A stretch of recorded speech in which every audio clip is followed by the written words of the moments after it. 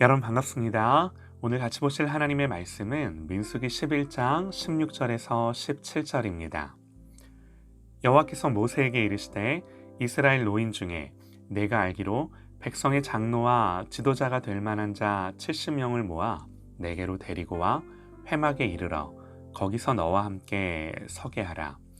내가 강림하여 거기서 너와 말하고 내게 임한 영을 그들에게도 임하게 하리니 그들이 너와 함께 백성의 짐을 담당하고 너 혼자 담당하지 아니하리라.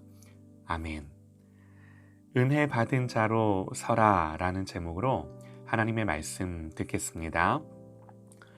민수기의 말씀은 광야의 이스라엘 백성들을 조명하며 하나님이 어떻게 그들을 다루시고 인도하시는지를 보여주는 성경이죠. 민수기를 보는 중요한 관점입니다. 이스라엘은 악한 말로 하나님을 원망합니다. 이게요, 단순히 말을 잘못했다가 아니죠. 총체적인 불신이고 하나님에 대한 멸시입니다.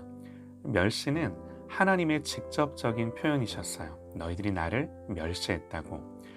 지금까지 하나님의 인도하심과 이 신실하심을 다 무시하는 처사라는 거죠. 그리고 이러한 말은 이스라엘 백성 전체, 심지어 모세까지 침륜에 빠뜨립니다. 자, 정말 중요한 건요. 사람은 그렇다 치고 하나님은 이 문제를 어떻게 다루시는가 하는 거죠. 하나님은 먼저 모세의 자기 연민적인 불평에 대한 답을 하세요. 오늘 우리가 읽은 말씀이에요. 모세가 그랬죠. 내가 이 백성을 배웠냐고, 내가 이 백성을 낳았냐고, 심지어 하나님이 지금 저를 괴롭히고 계시다고, 이들에게 고기를 주어 먹게 해야 하는데 내가 어떻게 그걸 하냐고, 이런 고난을 당하느니 차라리 죽겠다고. 여러분, 이게 정말 죽여달라는 거겠습니까? 한마디로 죽을 만큼 힘들다는 거죠. 하나님, 저 힘들어요 하는 거예요. 사실 우리의 불평도 이거 아닌가요? 아무리 간단한 것도 하다 보면 다 힘들어요. 지치기도 하고요. 뭘 하지 않아도 그냥 사는 것만으로도 여러분 정말 이렇게 힘들지 않으세요? 우리의 성정이 그래요. 그래서 하나님 뭐라고 답을 주시는가? 16절 17절입니다. 여호와께서 모세에게 이르시되 이스라엘 노인 중에 내가 알기로 백성의 장로와 지도자가 될 만한 자 70명을 모아 내게 데리고 와 회막에 이르러 거기서 너와 함께 서라. 내가 강림하여 거기서 너와 말하고 내게 임한 영을 그들에게도 임하게 하리니 그들이 너와 함께 백성의 짐을 담당하고 너 혼자 담당하지 아니하리라. 혼자 못하겠다고 하니까 그래, 그럼 다 같이 해라. 너무나 당연한 답인데 모세의 입장에서는 사실 좀 의외의 대답이 아니었을까 하는데요. 모세가 이런 걸 기대하지는 않았을 것 같아요.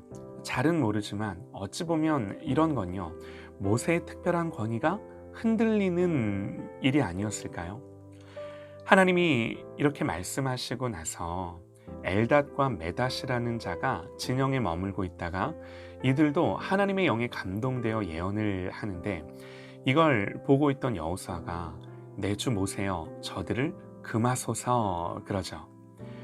모세에 대한 여호수아의 충성심을 드러내는 말이잖아요. 그만큼 이런 일은 인간적으로 보면요, 그렇게 기분 좋은 일은 아니라는 거죠. 세례 요한도 그랬죠.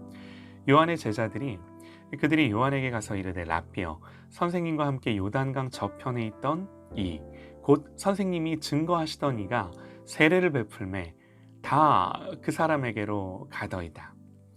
요한을 위해 하는 말이죠. 같은 맥락인 거죠. 이때 요한이 뭐라고 하나요? 요한이 대답하여 이르되 만일 하늘에서 주신 바 아니면 사람이 아무것도 받을 수 없느니라. 신부를 취하는 자는 신랑이나 서서 신랑의 음성을 듣는 친구가 크게 기뻐하나니 나는 이러한 기쁨으로 충만하였노라. 그는 흥하여야 하겠고 나는 쇠하여야 하리라 하니라. 오늘 모세도 비슷한 반응을 합니다. 여호수아가 그렇게 말하자 모세가 여호수아에게 그래요. 모세가 그에게 이르되 네가 나를 두고 시기하느냐 여호와께서 그의 영을 그의 모든 백성에게 주사 다 선지자 되게 하시기를 원하노라. 그의 영을 모든 백성에게 주사 다 선지자가 되게 하시기를 원하노라. 기쁨으로 하나님이 하시는 일을 받아들이는 거죠. 이런 태도에서 왜 모세를 보고 지면의 모든 사람보다 이 사람이 더 온유한 사람이었다고 성경이 그렇게 평가를 하는지 엿볼 수 있는 거죠. 어쨌든 여러분, 이 일을 통해 하나님이 모세에게 주시는 교훈이 뭘까요? 모세는 70인의 장로에게 하나님의 영이 임하는 것을 통해서요, 자신이 받은 직분이 얼마나 영광스러운지, 그리고 하나님이 어떻게 자기와 같이 이 무가치한 자를 긍휼히 여기셔서 이런 영광스러운 직분을 주셨는지를 알아야만 했던 거죠. 모세는 자기가 받은 직분이 무겁다고 하나님께 불평을 했습니다. 하나님은 이렇게 하심으로 모세에게 말씀을 하시는 거예요. 내가 받은 직분이 얼마나 존귀하고 영광스러운지 아니? 모세가 없어도 하나님은 얼마든지 하나님의 영을 부으셔서 누구라도 그 일을 할 수 있으신데 하나님 특별히 모세와 동역하기를 원하셨던 거예요. 여러분, 우리가 언제든 지칠 수 있어요. 오늘 말씀은 지치지 말고 그러니 너 열심히 해라. 여러분, 이게 아니죠. 이런 말씀이 아니라, 다른 것이 아니라 항상 은혜 받은 자로 서라는 거죠. 하나님 앞에 항상 빚진 자로 서라는 거죠. 사도 바울은 주님을 만나고 나서 그의 일관된 삶의 태도가 무엇이었는가? 사도 바울 이렇게 말합니다. 맨 나중에 만삭되지 못하여 난 자 같은 내게도 보이셨느니라.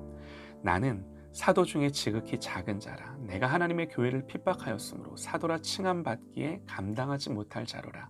그러나 나의 나된 것은 하나님의 은혜로 된 것이니 내게 주신 그의 은혜가 헛되지 아니하여 내가 모든 사도보다 더 많이 수고하였으나 내가 아니요 오직 나와 함께 하신 하나님의 은혜로라. 더 많이 수고하였으나 내가 수고한 게 아니라 하나님의 은혜가 그렇게 했다 고백하는 거죠. 여러분, 이게요, 그 많은 고난과 어려움 속에서도 기쁨을 잃지 않을 수 있었던 사도 바울의 고백이었던 것입니다. 우리가 무슨 일이든 은혜로 봉사하고 은혜로 섬기는 거죠. 은혜로 하나님의 일을 감당하는 거죠. 그러므로 여러분, 열심히 하세요가 아니라 은혜를 받으십시오. 반드시 하나님 앞에 은혜 받은 자로 서십시오. 우리가 은혜 받지 못하면 절대로 우리의 노력과 열심으로는 감당할 수 없습니다. 여러분, 열심히 하는 것보다 더 중요한 게, 그러니까 은혜를 받는 거예요. 어쨌든 하나님의 은혜가 충만히 나에게 부어져야 하는 것입니다. 광야는요, 이걸 배우는 곳입니다. 사랑하는 여러분, 하나님의 은혜를 아는 지식에서 성숙하고 자라가는 저와 여러분 되시기를 간절히 소망합니다.